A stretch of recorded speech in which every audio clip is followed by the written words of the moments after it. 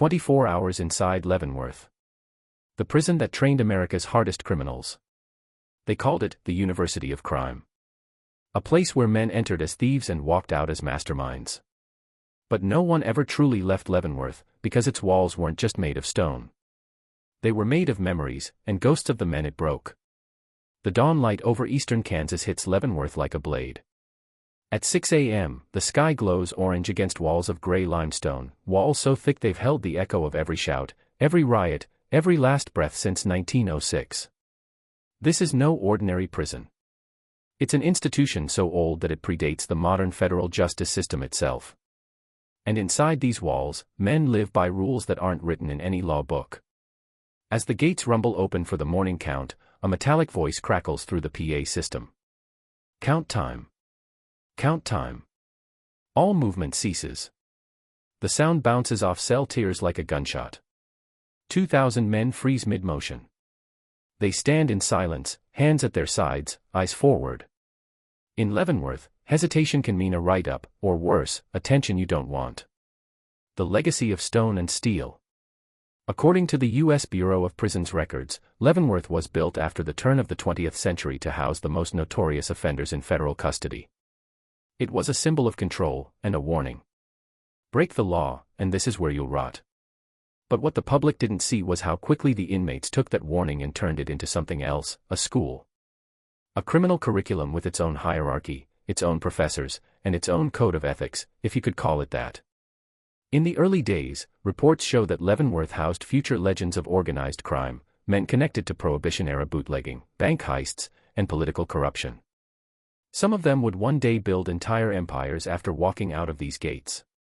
They learned from each other how to launder money, fix trials, organize cells, and survive both the system and the streets.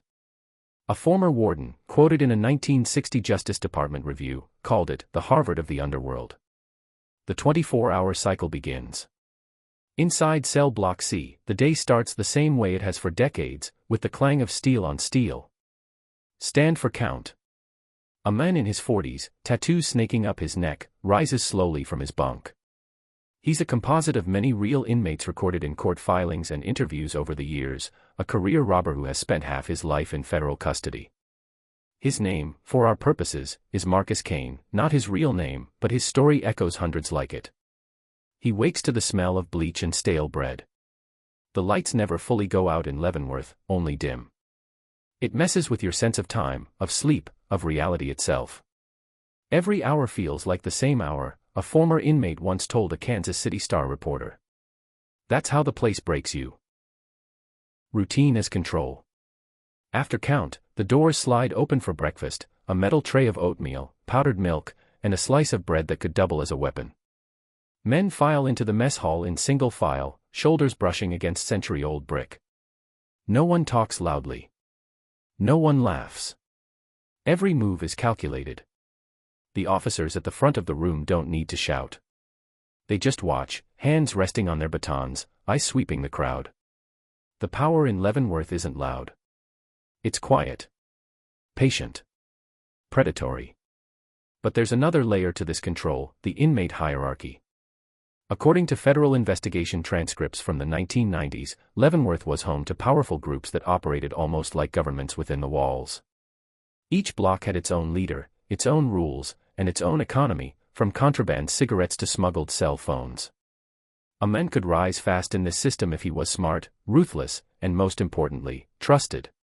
Betrayal was the only unforgivable crime. Morning tension. By 8 a.m., the yard opens. Hundreds of men spill into the open air, gray sweatshirts, scarred faces, watchful eyes. The yard is supposed to be freedom, but it feels like a trap with a sky for a ceiling. Marcus walks the track alone. Every few yards, he nods to someone, a gesture of neutrality. In Leavenworth, eye contact is a language. A look can mean respect or a warning. From a guard tower above, a sharpshooter watches through his scope. The rifle is loaded with rubber rounds, and, when authorized, the real thing. According to Bureau of Prisons policy statements, lethal force is permitted to prevent escape or protect life. In a place like this, that's a line crossed more than once. The classroom of crime. By mid-morning, the education wing is alive with the sound of typewriters and pencils. It was here, according to archival records from the Federal Prison Industries Program, that inmates were trained in trades, metal work, woodcraft, clerical skills. But for some men, the real lessons happened after hours. Deals were planned in whispers. Future heists were mapped on scraps of paper torn from library books. Leavenworth was supposed to rehabilitate. Instead, it refined. Marcus learned from an older inmate known as Professor Red, a former mob accountant who served 15 years for tax evasion.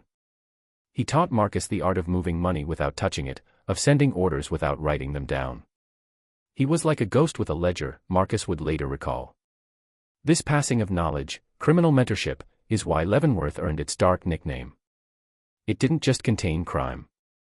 It cultivated it. Lunch and lockdown. At 11:30 a.m., the sirens wail again. A fight breaks out near the north yard fence, two men, both with homemade blades. The details of such incidents are recorded in federal incident logs and Kansas newspaper archives. The pattern is always the same. A turf dispute over contraband or allegiance. By the time the officers arrive, the damage is done. Blood on the gravel. A body on the ground. The day pauses, as if the prison itself holds its breath. Lockdown. Doors slam. Chains rattle. The sound rolls through the building like thunder. Inside his cell, Marcus sits on his bunk and listens to the distant cries. He knows the routine: they'll search cells, confiscate contraband, question snitches, and in a few hours, it will all start again. But somewhere in the noise, he hears a whisper through the vent, "You're up next." He doesn't know what it means, not yet.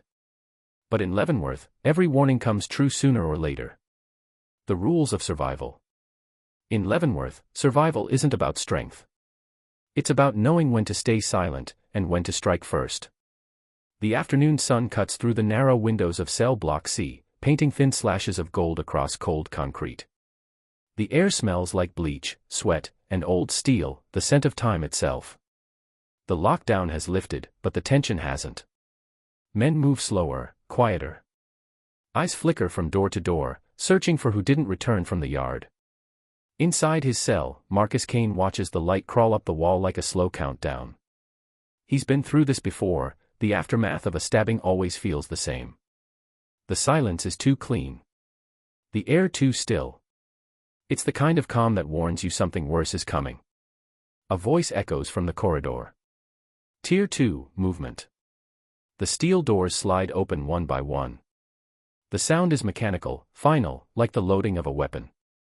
Marcus steps out, joining a stream of men headed toward the corridor that leads to the work units. The halls are lined with old limestone blocks, hand-cut by inmates a century ago. The walls still bear the marks of chisels, ghosts of labor left behind by men long dead.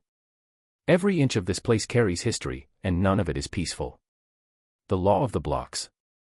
Every prison has rules, official ones written in policy handbooks, and unofficial ones that decide who lives and who doesn't. At Leavenworth, the unofficial rules always mattered more. The first rule: don't owe. Debts, whether for cigarettes, food, or favors, can turn deadly fast. The second: don't talk. Even if you see a man bleed out beside you, you saw nothing. And the third: don't forget. Because in Leavenworth, time doesn't heal. It records. According to former correctional officers interviewed in a 2017 DOJ internal review, inmate disputes often stretched across years, some beginning over a stolen sandwich, others over old gang affiliations carried from other prisons. Retaliation wasn't spontaneous, it was scheduled. Here, revenge is a currency, one retired guard told the Kansas City Star. Some men wait a decade just to settle one debt. Marcus learned these rules the hard way. His first month inside, he'd trusted a man from his hometown. A small-time hustler doing 10 years for fraud. The man borrowed a pack of cigarettes and promised to pay him back after commissary. He didn't. 3 days later, Marcus found the man unconscious in the showers, his head split open on the tiles. No one ever said why. But Marcus understood the message: mercy was a weakness the walls couldn't afford. A prison built on power. Leavenworth's design, massive stone cell blocks surrounded by high walls and narrow corridors, was meant to control chaos. But the architecture became its own kind of ecosystem, feeding power to whoever could control the flow of movement, of contraband, of fear. In the 1980s and 1990s, federal investigations documented extensive gang control within the facility. Groups like the Aryan Brotherhood, the Mexican Mafia, and various regional coalitions used Leavenworth as a communication hub, sending coded messages through legal mail and inmate workers. It was here that alliances were brokered, and enemies marked. The Bureau of Prisons even installed advanced monitoring systems in the 2000s to intercept these communications, according to federal filings in United States versus Milan, a case involving prison gang coordination. But power wasn't always about violence. Sometimes it was about information. Who knew the next shipment coming through the kitchen? Who had a friend on the cleaning crew with access to the officer's wing? Who knew which guard was desperate enough to look the other way? Marcus had learned to trade in whispers, not fists. A favor here, a secret there, building quiet influence while others bled for theirs. The old-timers respected that. The guards didn't see it. And that made it all the more dangerous. The Whisper Network. By 2 p.m., Marcus is back in the laundry unit. The air is thick with steam and detergent. White uniforms hang from steel lines like ghosts. He works the presses, flattening out sheets stamped with inmate numbers. Each press slams down with a hiss, the rhythm of monotony, the heartbeat of prison time. A younger inmate, barely 20, drifts closer. His name is Reyes, another composite, representing the restless energy of new arrivals. He's serving 12 years for armed robbery and carries the kind of fear that smells like adrenaline. "Yo, Kane," he mutters under the noise. "They said you knew things. About the yard." Marcus doesn't look up. "People say a lot in here. Word is you used to run with Red's people. I need to talk to whoever took his place." Marcus lowers the press slowly. "Why?" "Because someone's coming for me." That's how it always starts in Leavenworth, with a whisper. Reyes doesn't realize that by talking to Marcus, he's already drawn a target. In this world, information is both weapon and shield. Marcus sighs. "Then stop talking and start thinking. You got enemies?" Reyes nods. "Then make sure they don't have a reason to finish what they started." The anatomy of fear. Fear in Leavenworth doesn't come from gunshots or riots. Those are loud, easy to see, easy to understand. The real fear comes from the quiet, the anticipation. The way the lights flicker just before count. The way a name gets called over the PA and never heard again. There's a saying passed around the tiers. Leavenworth doesn't kill you. It just waits for you to give up. By 4 p.m., the cell doors close for the afternoon count. The guards move methodically, clipboards in hand, scanning faces they've memorized but barely see. It's a strange relationship between captor and captive, both trapped by the same walls, both surviving their own version of the sentence. A veteran officer once told NBC News during a rare media tour. "The walls don't care if you're wearing blue or khaki. They just want someone inside them." That truth echoes every day in the routines. For the staff, it's a job. For the inmates, it's life. Evening shadows. As dusk bleeds across the Kansas plains, the prison changes character. The clang of doors fades. The buzz of conversation dies down. What remains is the low hum of fluorescent lights and the faint crackle of radios. Marcus sits on the edge of his bunk, staring through the bars. Outside, the yard glows under orange floodlights. The razor wire glistens like wet metal.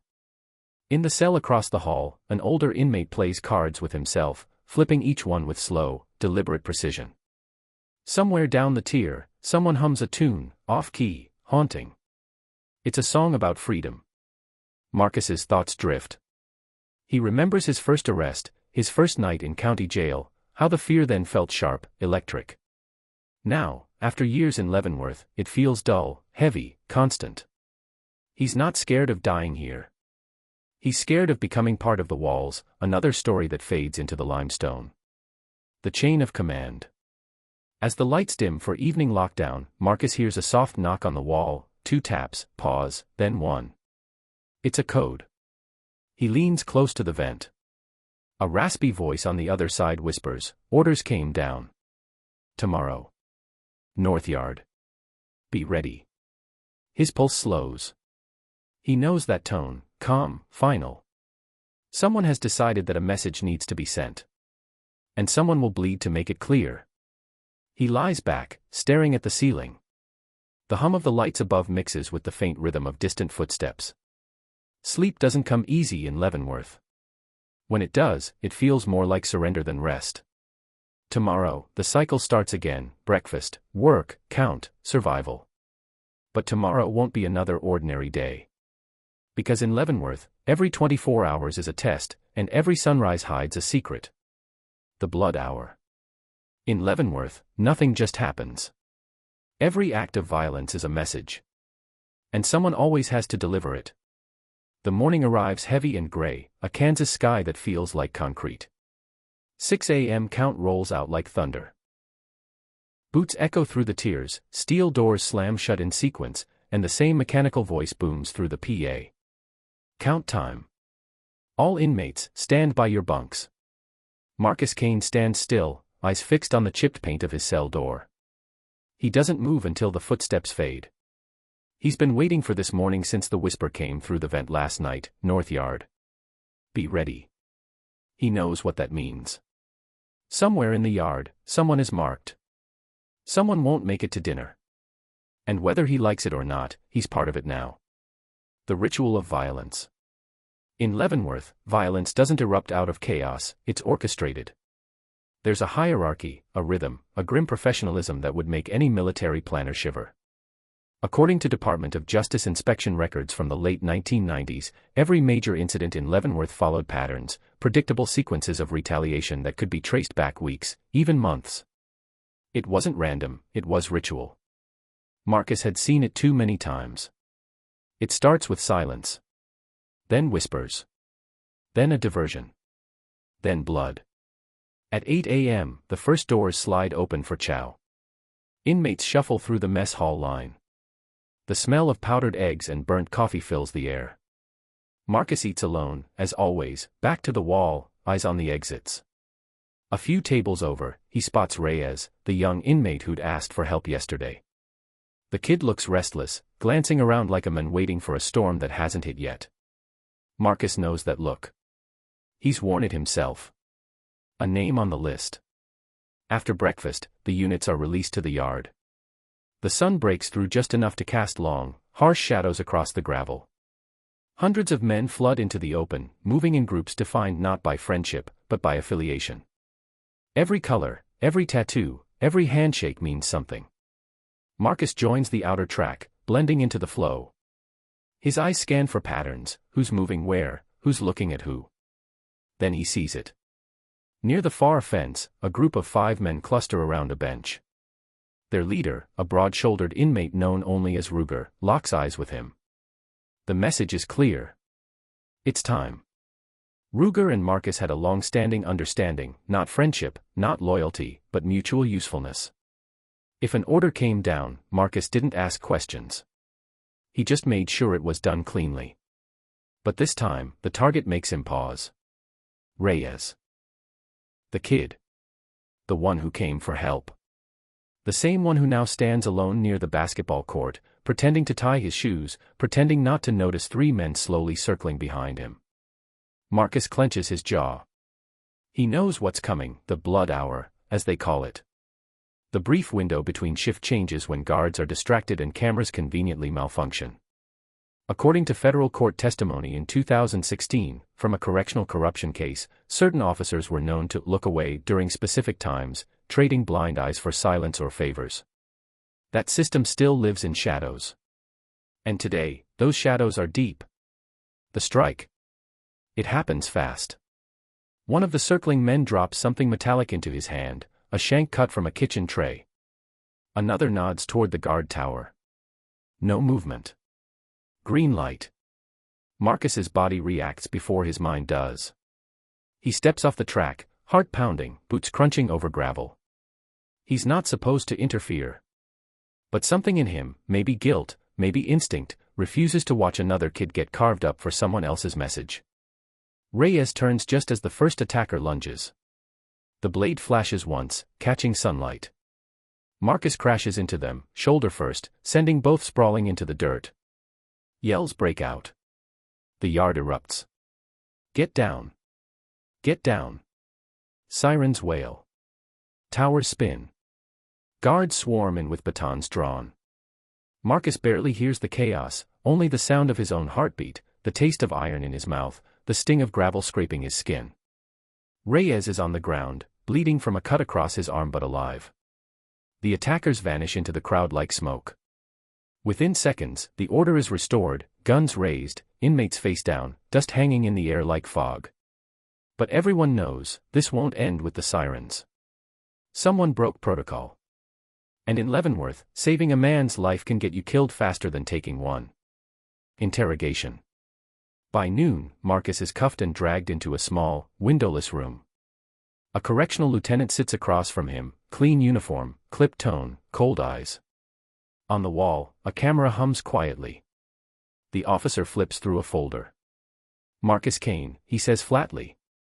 Been here how long now? 8 years, Marcus replies. 8 years. So you know better than to step into someone else's business. Marcus stays silent. You think you're a hero, Kane. You think you did the kid a favor. The lieutenant leans forward.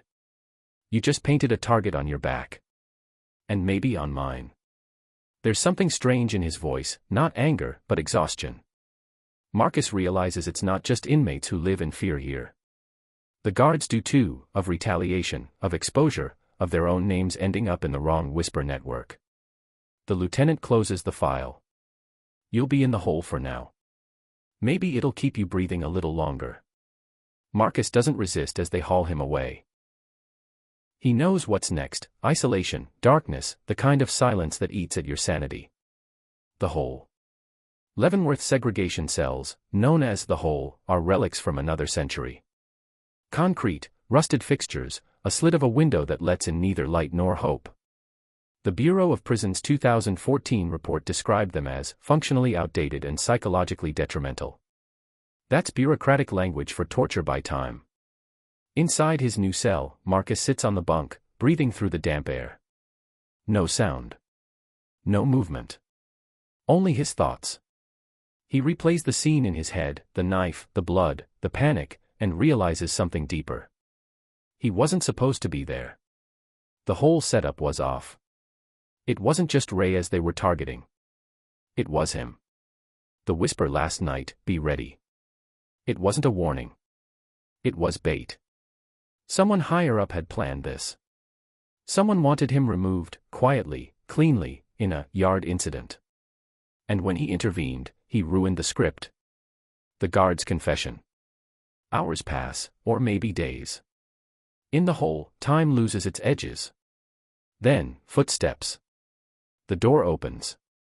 The same lieutenant steps in, this time without the folder. His tone is lower, cautious. You got enemies, Kane. Serious ones. Whatever you think happened out there, it wasn't about that kid. Marcus narrows his eyes. Then what was it about? The officer hesitates. There's a reason certain people run things here. It ain't just the gangs. You've been in the laundry, the kitchen, the yard, you've seen what comes in, what goes out. Some of that don't belong to inmates. He steps closer, his voice almost a whisper. You think we're in control here? You're wrong. The system's running its own side hustle. And you just messed with it. Before Marcus can speak, the guard leaves. The door slams shut. And suddenly, the silence feels heavier than before. Revelation in the dark. That night, Marcus lies awake under the faint hum of the vent. His pulse has slowed, but his mind hasn't. He pieces it together. Contraband moving through official channels. Officers turning blind eyes. Violence timed to distract or eliminate threats. It wasn't just the inmates running Leavenworth. It was everyone. The walls that were supposed to contain chaos had become part of it, a living organism feeding off corruption and fear. He thinks of the old saying. Leavenworth doesn't break men. It teaches them how to survive broken. And now, survival means knowing the truth, and pretending you don't. Outside, the floodlights hum. Somewhere in the distance, a siren wails again, another fight, another message, another day in the machine. Inside the hole, Marcus whispers to himself. This place doesn't need guards or guns. It runs on fear. Then he closes his eyes. Tomorrow will come, and with it, another 24 hours inside America's most infamous training ground for crime. The 24th hour. In Leavenworth, truth isn't found, it's traded. And the price is always higher than you expect. The next morning begins with a vibration, a deep rumble that Marcus Kane feels more than hears. Somewhere above the concrete ceiling, the heavy gates are opening again. Shift change. Another day starting in America's oldest federal penitentiary. He hasn't slept. Not really. Hours of silence had turned his thoughts into noise, memories of what the lieutenant said. It ain't just the gangs. The system's running its own side hustle. He'd heard rumors before, stories whispered in the showers, in the kitchen, through vents. But this time, the pieces fit too perfectly to ignore. Contraband shipments. Mysterious transfers. Fights that conveniently happened right before audits. Leavenworth wasn't just a prison. It was a business. The visit. Around mid-morning, Marcus hears the rattle of keys outside his cell. The door creaks open. A new voice speaks. Come. Female. Professional. Kane, I'm Special Agent Rebecca Holt. Department of Justice, Office of the Inspector General. The words hit him harder than a punch. She steps inside, gray suit, clipboard, badge hanging from her neck. The guard behind her stays silent. I understand you were involved in the incident yesterday, she says. He nods slowly. I also understand you've been here long enough to know what kind of place this is. Marcus studies her face, sharp, steady, but with the faint weariness of someone who's seen too much. What do you want? He asks. I want the truth, she replies. And I think you do too. She slides a single photo across the table. It's a grainy image from a security feed, boxes stacked in the kitchen supply area. But one of them is open, and inside isn't food. It's phones. Burners. Contraband. Those crates came from a federal supply vendor, she says quietly. Someone inside approved them. Someone high up. We've been tracking the flow for months, drugs, phones, cash, even weapons. All routed through inmate labor departments. Marcus exhales slowly. And you think I can help you? You were there when things went wrong. You're connected to both sides, the inmates and the officers. That makes you useful. He smirks. Useful's just another word for disposable. Holt doesn't flinch. Only if you stay quiet. A choice in chains. That night, Marcus sits on his bunk, staring at the ceiling. He's been offered deals before, all of them dangerous. But this one feels different. If he talks, he's a dead man. If he stays silent, he's part of the rot. He remembers what one old-timer once told him in the yard. There are two ways to survive in Leavenworth: you either serve the system, or you learn to play it better than they do. The next morning, he gives his answer. I'll help, he tells Holt during their second meeting. But not for you. For me. For the ones who never had a choice in here. She nods. Then we start tonight. Operation Inside Out. According to federal investigation records declassified in 2019, multiple sting operations were run inside Leavenworth in the early 2000s to expose internal corruption rings. Agents planted listening devices in workshop areas, monitored staff communications, and tracked contraband through supply chains. What's described here mirrors those real investigations, only this time, it's through the eyes of a man trapped within it. Marcus becomes Holt's inside eyes, quietly observing, memorizing faces, movements, deliveries. Each night, he smuggles out scraps of information through coded notes hidden in laundry shipments. For weeks, the operation builds. The goal: expose the network that profits off Leavenworth's chaos. And it's working, until the wrong person finds out. The betrayal. It's just past midnight when Marcus wakes to the sound of footsteps outside his cell. Too quiet. Too deliberate. Then, click. The light above him dies. He stands, heart racing, muscles tense. A shadow moves at the far end of the tier, tall, slow, confident. "You should have stayed out of it, Kane," a voice whispers. He knows that voice. Ruger. The man steps into view, holding something long and sharp, a shank made from a broken mop handle. "The guards are looking the other way tonight," Ruger says. "You made enemies in high places." Marcus backs toward the wall, searching for anything to defend himself. "Who sent you?" Ruger smirks. "Same people you thought were cleaning this place up." Before he can strike, a flash of light explodes down the tier, red beams, shouted orders, the thud of boots. Federal officers. "Drop it. Drop it now." Holt's team floods the block, rifles raised, body armor gleaming under the emergency lights. Ruger freezes, too slow. A shot cracks through the air. He drops instantly. Marcus stands motionless, breathing hard as two agents drag Ruger's body away. Holt appears at the cell door, eyes cold but relieved. "You weren't wrong," she says. It goes all the way up. The fall of the fortress. What followed, according to court filings and DOJ press releases from real Leavenworth investigations, was one of the largest internal cleanups in the Bureau of Prisons history. Dozens of officers were questioned, contracts audited, and several staff members indicted for smuggling, money laundering, and conspiracy. Leavenworth's old reputation, the University of Crime, was now exposed for what it had truly become, a marketplace of corruption. Marcus watched it all unfold from behind bars, half a witness, half a ghost. He wasn't freed, but he'd cracked the walls from the inside. And in a place like Leavenworth, that was something close to redemption. The final 24 hours.